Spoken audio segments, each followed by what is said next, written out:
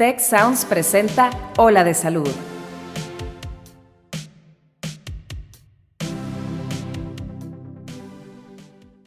¿Te has sentido tan agotado que ni el descanso te alivia? Puede ser por burnout.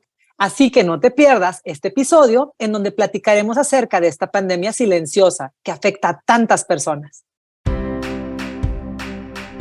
El tema muy por debajo del burnout que menos se ve es cuando tú decías eso, yo no puedo separar trabajo con personas, que está clarísimo, pero entonces lo que no hago en el trabajo me llevó la irritabilidad a mi casa.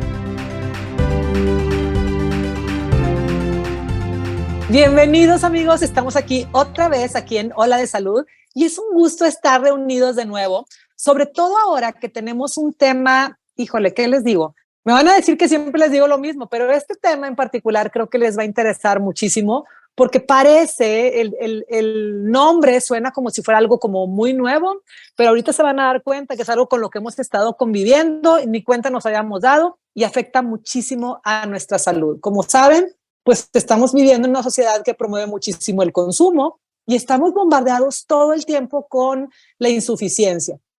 No eres suficiente, no tienes suficiente y este constante bombardeo de insuficiencia nos puede llevar a tener actitudes en la vida que nos desgasten tremendamente en nivel emocional, físico, intelectual. Pero bueno, para eso, mejor, tengo una súper invitada que nos va a ampliar el tema, que se llama Mónica Lenz. Ella es Health Coach de Medicina Funcional aquí en Health for Life, en TechSalud, y además es consultora organizacional de recursos humanos y talento por mucho tiempo. Entonces tiene de verdad el termómetro afinado para platicarnos de este tema, que es el burnout, la pandemia silenciosa. Moni, ¿cómo estás? Bienvenida a Ola de Salud. Muchas gracias, muy bien, espero que tú también. No, hombre, estoy Encantada pero de hablar de contenta este lo que tema. sigue. Claro. Oye, a ver, Moni, platícanos, porque pues burnout es obviamente un término en inglés que a lo mejor algunas personas no están muy relacionadas con él. ¿Nos podrías ayudar a empezar como por definirlo? Sí, claro. Es que si buscas en el diccionario que es burnout, encuentras que es quemado. Y cuando se empieza a hablar de burnout hace varios años, se decía el síndrome del hombre quemado. Entonces, imagínate qué feo que te digan que estás quemado. Wow, Y pues así ahorita se siente. se siente así. Mm, mm, Entonces, el burnout fue declarado por la Organización Mundial de la Salud finalmente como enfermedad en la pandemia. Y digo finalmente porque anteriormente se le tenía como síndrome mm. y no se catalogaba como enfermedad. Sin embargo, ya estaba estudiado que a la gente le podía dar síndrome de burnout. Entonces, es ese agotamiento profundo de estado mental, de estado emocional y de estado físico, que no se quita ni porque me vaya de vacaciones. Es decir, queda y queda, trato de descansar y sigo agotado, trato de concentrarme y no me logro concentrar. A nivel emocional tengo un agotamiento profundo, empieza a pegar en mi cuerpo y por más que descanse, no cesa ese agotamiento. Eso se puede decir que es burnout. Oye, Moni, pero ¿cómo? Porque me llamó la atención lo que decías, que es algo que se hablaba de él, pero más bien como un síndrome, no como definido como una enfermedad. ¿Qué es lo que ayudó a que, o cuál es la diferencia entre que sea catalogado como síndrome y que sea finalmente catalogado como enfermedad? Obviamente, además de que con el nombre de enfermedad, pues ya se siente que se toma en serio, ¿verdad? Pero ¿cómo lo diferencias? O sea, ¿cómo puedes diferenciar no solo de síndrome de enfermedad, sino creo que va en el mismo nivel de pregunta, ¿cómo diferenciar de estoy cansado a Ujú. estoy burneado? Ujú, ujú. A ver, ¿por qué pasa de una a otra? Hay un punto importante que hablar con el burnout. De acuerdo a la Organización Mundial de la Salud, es una enfermedad ocupacional. Y esto Okay. es bien característico, es decir, que ocurre gracias al trabajo. Sin embargo, es un elemento que es multifactorial. No es solo el trabajo el que me da burnout. Cuando entra en la pandemia, yo digo que surgió la tormenta perfecta. Y empecé a hablar de burnout cuando nadie hablaba de eso. Pasaban 3 meses y empecé a hablarlo porque decía, tenemos la tormenta perfecta, los trabajos cambiaron, tenemos que estar conectados, tenemos ansiedad, no sabemos qué va a pasar, tengo que cuidar a la familia. Todo, imagínate todo eso junto, lo que podía causar y lo que causó. Sin embargo, estábamos preocupados de la parte física porque no nos queríamos contagiar. Y ahí se fue formando ese burnout. Para la Organización Mundial de la Salud, el hecho de ponerlo como enfermedad ocupacional le da el peso al patrón, al empleador. Tu empleador generas esa enfermedad y como generas esa enfermedad, te tienes que ocupar. Ese es el gran cambio. Wow. Y anteriormente, al decir que era un síndrome, no se decía, uno, que era ocupacional, y dos, sí se reconocía como algo que podía pasar, que tenía que ser atendido. Cuando yo lo catalogo ya como enfermedad, ahora sí la atención es más completa y ya se asume que se tiene que hacer varias cosas para atenderla. Sin embargo, de acuerdo a la Organización Mundial, te lo digo porque yo creo que no es solo ocupacional. He estado 25 años en organizaciones y puedo decir, sí, claro, en la empresa puede, el líder sobre todo, puede dar un buen trabajo para que esto ocurra, pero realmente es multifactorial, porque si yo al trabajo le uno que tengo malas relaciones familiares, malas relaciones personales, si tengo angustia por la parte financiera, si tengo esa que comenzabas diciendo, ese sentido de que nada es suficiente, pues por supuesto estábamos en burnout. Claro, y creo que también por lo que dices, es una responsabilidad compartida, porque en el mismo ambiente de trabajo puede haber personas que llegan a burnout y hay personas que no, que me imagino que tiene que ver obviamente con el nivel de resiliencia o de recursos emocionales que una persona tiene, junto con estar en un ambiente que propicia un no, ¿verdad? Sí, sí, aquellos ambientes tóxicos, aquellos ambientes de organizaciones muy tóxicas tienden a tener muchas personas en burnout. Y empiezan a suceder el fenómeno que estamos viendo ahorita de la renuncia silenciosa. Es decir, ¿cómo es eso? La renuncia silenciosa comienza en Estados Unidos a hablarse hace 2 años de la gran renuncia, así se llama en Estados Unidos.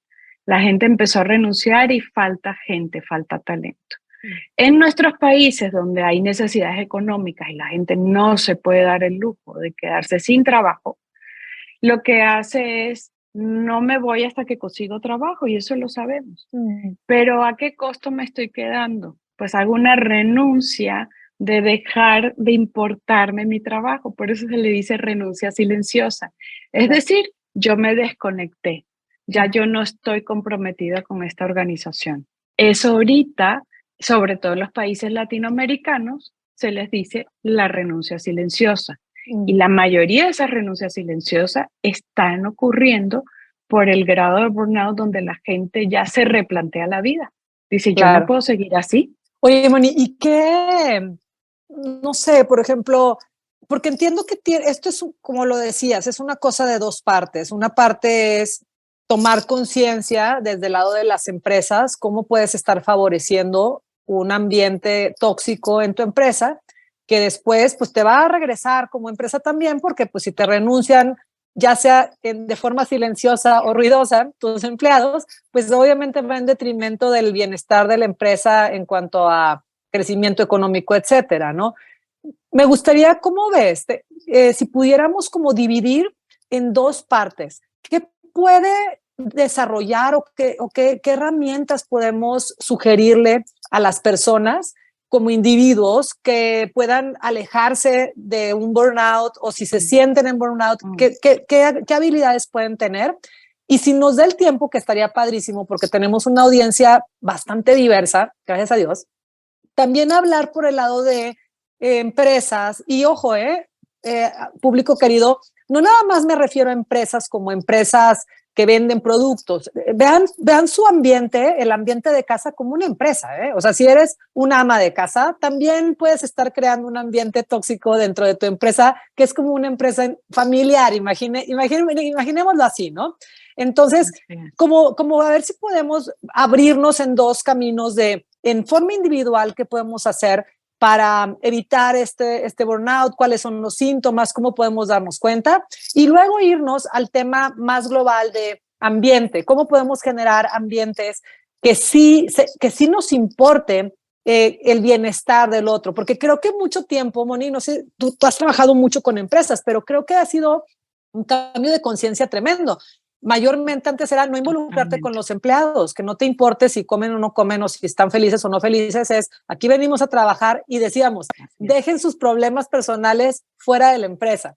Y la verdad es que somos un humano completo, no puedo dejar mis problemas personales en ningún lado porque vienen conmigo mientras estoy trabajando. Y parecería que la cultura ahora es otra, ¿no? Sí. Vamos a empezar por la primera parte. Vamos a ayudar a las personas a la manera individual y nos pasamos a la parte de empresa. Porque definitivamente, y algo que sí me he dado cuenta en varios estudios y concuerdo, es que el burnout le puede dar a un estudiante, le puede dar a un atleta de alto rendimiento, le puede dar a una maestra, le puede dar a cualquier persona, ama de casa, quien sea. Y eso es bien importante. El término de burnout empezó en el año 1974. Wow. La primera vez que un doctor, Hesper, habla y lo pone en un libro. Y adivina que el libro tenía que ver con gente altamente efectiva y exitosa. Claro. Entonces, gente que se autoexige mucho, gente que tiene que lograr cosas muy altas, tienden a tener más burnout. Por eso él en el 74, analizando gente de alto rendimiento, se dio cuenta que ellos podían tener burnout. Y te voy a traer 2, 3 ejemplos que creo que son bien actuales. Siempre pongo el ejemplo de Simone Biles, una de las mejores gimnastas de la vida de Estados Unidos. Afroamericana, ¿verdad? Afroamericana. Y en pleno Olimpiada. Ya no pudo más y un día declara, ya no puedo salir. Yo prefiero mi sanidad mental y cuidarme. Hablamos sanidad mental porque es una parte, pero eso fue un caso que ya la gente empieza a hablar. Así está Osaka, que es una tenista, Michael Phelps en su momento, y cuando vamos viendo deportistas de muy alto rendimiento diciendo, prefiero cuidarme, me retiro. Claro. Y ahí te voy llevando a lo individual, porque justamente lo que sí podemos hacer como personas en lo individual es aprendernos a cuidar. Y ahí es donde entramos en estos términos que usamos en medicina funcional, que es el autocuidado. Yo no puedo esperar que el otro me cuide para que yo me cuide. Yo primero tengo que poner atención en mí y en lo que yo llamo un sistema de alarmas y de alertas que tiene mi cuerpo maravilloso y que no le presto atención. ¿Qué pasó en la pandemia? Estaba preocupada, no se podía perder el trabajo, había que trabajar 12 horas, 14 horas y venía el dolor de cabeza y me tomaba el analgésico. Venía el dolor de estómago y me tomaba la medicina del estómago. Pero realmente le presté atención que me estaba causando el dolor de cabeza. Realmente presté atención las veces en que me ha dolido el estómago y qué lo ha causado. Y así el organismo sigue emitiendo síntomas, no más que los dormimos. Le damos la pastillita, se duerme el síntoma, que es mi sistema de alerta, mi sistema de alarma, que tiene mi cuerpo maravilloso que me está gritando que preste atención.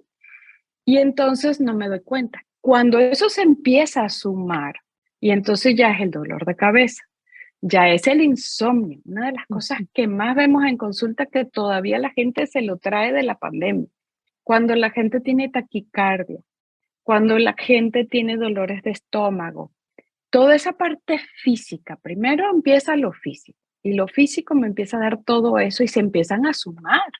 Claro. Y el problema que ya sabemos es que insomnios prolongados por largos periodos da más fatiga, da problemas cognitivos, da una serie de desequilibrio en el cuerpo. Entonces, lo primero es prestar atención al sistema de alarma. Entender que mi cuerpo me está diciendo algo. O sea, es básicamente no vayas uno, no te esperes mucho a buscar ayuda y dos, no busques ayuda nada más para poder seguir haciendo lo mismo. Es como lo que decías, ¿no? Hijo, tengo muchísimo cansancio, voy a ver quién me sirve un café más fuerte. Es más bien, lo que decías es, detente un poquito y revisa qué te está provocando ese cansancio y si es la forma en la que quieres vivir, porque creo que no nos damos mucho permiso de parar. Es como si culturalmente está muy aplaudido esto que decías, ¿no? Este tipo de personalidad de mucha autoexigencia, ser muy exitosa y además creo que ahora las redes sociales no ayudan porque parece que muestran puras imágenes de fun, fast and easy. O sea, todo tiene que ser divertido, fácil y rápido, los logros, y así te lo muestran en las imágenes. Y entonces estamos en una lucha por tener esos logros, pero que sean logros fun, fast and easy. Entonces, si te está costando muchísimo esfuerzo, hasta crees que estás mal. Porque las imágenes que ves es la mamá perfectamente peinada, limpia con el bebé sonriente y la casa impecable y perfectamente en forma y sonriente, y volteas a verte y dices, bueno, yo estoy legítimo de esa imagen, traigo los pelos parados, no me he podido bañar, tengo el bebé súper chiquito, no he dormido, la casa está hecha un desastre. O sea, ¿cómo le hacen estas imágenes aspiracionales? Pues obviamente te confrontan horrible. Terrible, porque ahí es donde crean lo que yo llamo la Superwoman y los Superman, que no existe, nada más existe en la caricatura. ¿Quién es Superwoman y quién es Superman? Aquellos que pueden hacer todo y no se despeinan. Exacto, exacto. Y no tenemos esa cultura de decir, reevaluar, oye, esta es la forma en la que quiero vivir, porque también por el otro lado, Moni, tú que eres health coach, ¿cuál es la línea que divide en lo individual desarrollar resiliencia y brincar obstáculos y buscar tus límites y encontrar que puedes un poco más, que eres más de lo que sabes, que también es algo que nos están como impulsando en este tema de autocrecimiento? ¿Y cuál es la línea que divide sí puedes más? ¿Quieres? ¿A qué costo? Es una buena pregunta. Es una buena pregunta. Entonces, vamos a, si tienes el sistema de alarma y le prestas atención qué lo causa y por qué estás ahí, empiezas a actuar en consecuencia. La segunda es, ¿qué quiero lograr? Lo dijiste. O sea, ¿qué quiero lograr con esto? ¿Vale la pena o no vale la pena? Esa es una segunda pregunta importante. La tercera la trajiste y yo siempre la hago. Desde la primera consulta empezamos a trabajar en algo que se llama pausa activa consciente. No hay persona que pase en mi consultorio que no haga eso. Porque es que tienes que pausar, porque si no la vida te pausa. El ejemplo es justo con el burnout. Si dejas pasar todas las señales que te están diciendo pausa, pausa, pausa, te va a pausar en un hospital o tirado en la cama.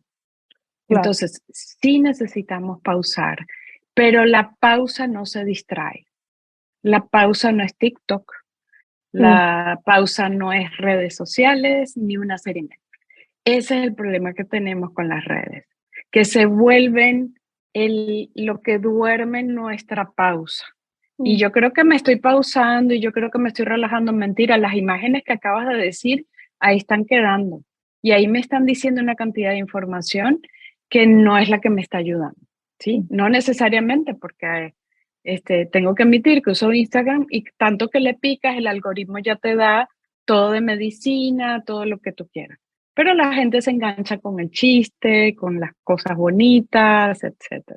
Entonces, desde la parte individual, también el tercer punto que agregaría es, con eso que quieres lograr, ¿qué es lo que está en tu control?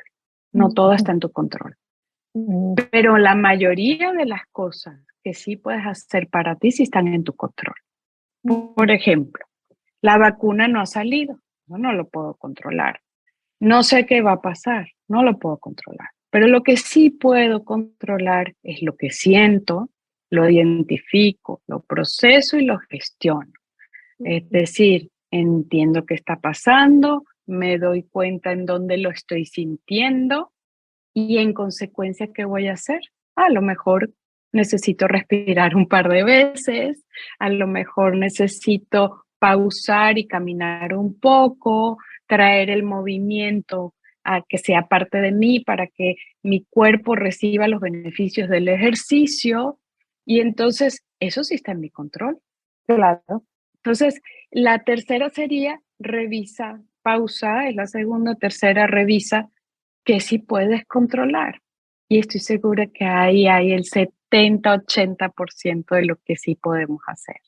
Por eso cuando doy estos talleres a líderes sobre la prevención del burnout, una parte importante que está en los estudios de Harvard del 2021 en relación a estos temas es, la empresa puede hacer 1000 cosas, pero yo no puedo ayudar al que no se quiere ayudar. Entonces, ¿para qué hago los programas hermosos de bienestar si tengo un grupo de personas que no se quieren ayudar con la alimentación, no se quieren ayudar con el ejercicio, no sé qué? Entonces, por eso es de ambas partes, pero sí hay que dar un término y un peso importante al individuo, pero para eso Claro. necesita autoconciencia. A ver, Si no hay repítenos esos 3 autoconciencia. pasos, Moni, para que la gente se quede así como bien clarita si va a empezar a trabajar en eso. ¿Cuáles eran los 3 puntos? El primero es no duermas, o sea, pon atención a las alarmas de tu cuerpo. Ok. Tú tienes tu sistema de alerta, pon atención, qué lo causa, qué lo está haciendo. 2, pausa. Pausa antes que la vida te pause. Yo creo que así queda como más claro. Ujú. Y el tercero, gestiona lo que sí puedes hacer. No Perfecto. trates de cambiar el mundo porque es muy difícil, pero sí cambia tu propio mundo. O sea que hay que animarse a voltearse a ver, hay que animarse a ver que cuando me quedo en silencio, pues empieza a surgir mucha información, tanto de mi cuerpo físico, que me da información de cómo estoy tenso, como de mis propias emociones y mis sentimientos y mis pensamientos. Entonces hay que tener ese valor de quedarte contigo un ratito para empezar a recibir esa información, porque creo que no es que la gente no quiera ayudarse, yo creo que le da muchísimo miedo quedarse en silencio y rascarle tantito a ver qué estoy sintiendo, porque la sensación es, si me pongo a buscarle, no voy a saber qué hacer conmigo. Entonces, si Sí, amigos que nos están escuchando se sienten identificados con ese miedo de, no, bueno, están locos, creen que voy a pagarle a la tele para quedarme conmigo, qué terror.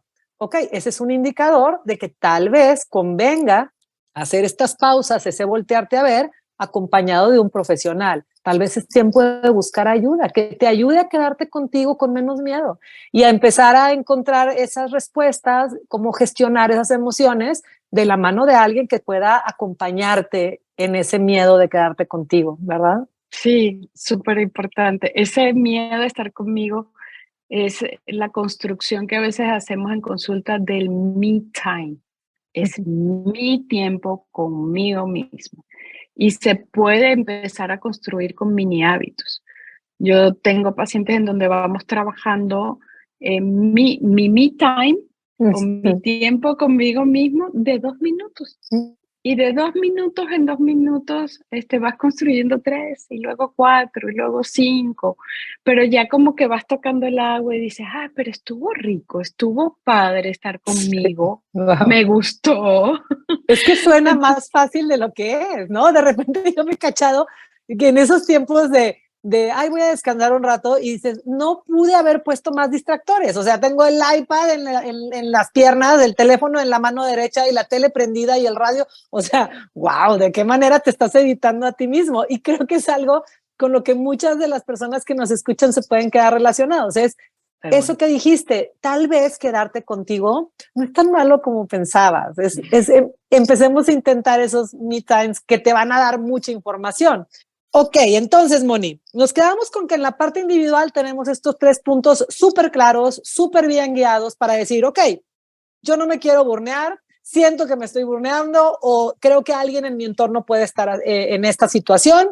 Ya sabes que hay que poner atención a las alarmas, no dormirlas, pausa, porque si no, el cuerpo te pausa y gestionar lo que sí puedo hacer. Es como retomar un poquito de control, nada más en lo que sí controlo. Ok, ¿hacia dónde nos movemos, Moni? en el tema que me encanta que la gente se quede, en que aprendan a cuidarse, pero con este término de autocuidado. Y cuando hablamos de autocuidado en medicina integrativa o funcional, estamos hablando de todo. Lamentablemente la gente entiende, yo te digo autocuidado, y es alimentación y ejercicio. Y ya, Ajá, y tomé agua. Y sí. yo palomeé todo.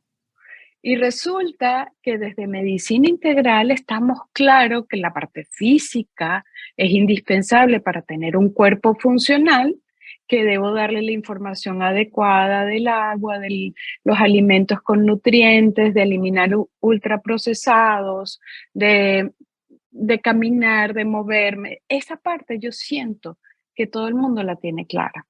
Y dice, si lo hago, estoy bien. Pero hay una serie de relaciones adicionales con familiares, mis relaciones con amistades, qué tanto voy a la naturaleza, cómo me estoy moviendo, estoy haciendo mis hobbies, estoy poniendo límites o no estoy poniendo límites en el trabajo. ¿Realmente me doy espacio para vacacionar o no me doy espacio para vacacionar?